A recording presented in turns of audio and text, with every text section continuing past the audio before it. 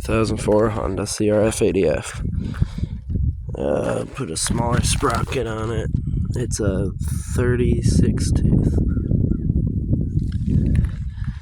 My clutch is snapped, so I gotta get a new clutch cable, but it brought my top speed from 51 to 58, so I gained 7 miles per hour, so it's pretty cool.